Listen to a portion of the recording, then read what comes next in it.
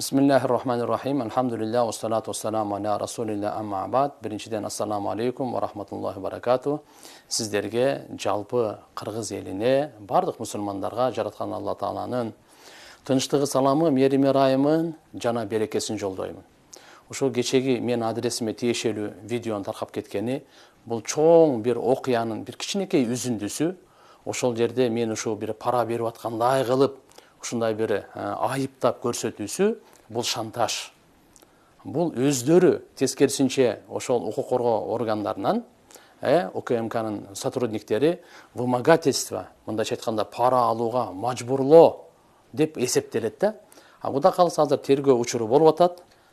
Бунун баардыгы бүткөндөн кийин мен сиздерге кенен ачык айкын жооп беремин, айтып беремин. Ошон үчүн бүгүнкү күндө мен эки сөз менен айтканда, кыргыз эли буга ишенбейт.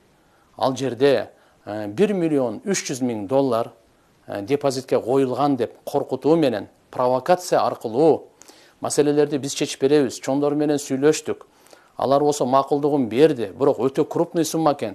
Азирети муфти, сиз өзүңүз канча бересиз деген талаптар менен ушундай кылып бухгалтерибизди коркутуп, үркүтүп, оорулугусуна да карабай 5 саат тынымсыз, түнкү саат 12-ге чейин УКМКда бул кармап туруу, туугандар, бул жакшы эмес. Сахарный диабети бар эле, давлениясы бар эле. Анан корккондугунан мен ага айтканым чын, канча ошо процентке койгон болсоңуз, ошонун баарын кайтарып бериң деп.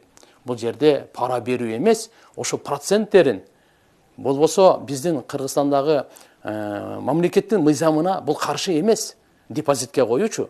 Бирок шариятыбызда ал туура келбейт. Бул арам, буйрубайт. Ошондуктан мен кызматкерлерге дагы, УКМКнын балдарына дагы айткамын. Менин бухгалтерим Жеңиш ажыга дагы айткам, бунун баардыгын кайтарып бериңиз. Себеп дегенде, мен Кыргызстан мусулмандар дин башкармасы муфти катары менин мойнумдагы эң негизги жоопкерчилик болуп эсептелинет мусулмандардын абийирин сактоо. Мусулмандардын абийирин сактоо жана арам нерселерди аларды кайтарып берүү болчу. Ошондуктан аны башка жака бурмалап көрсөттү, бирок буга албетте элибиз ишенбейт.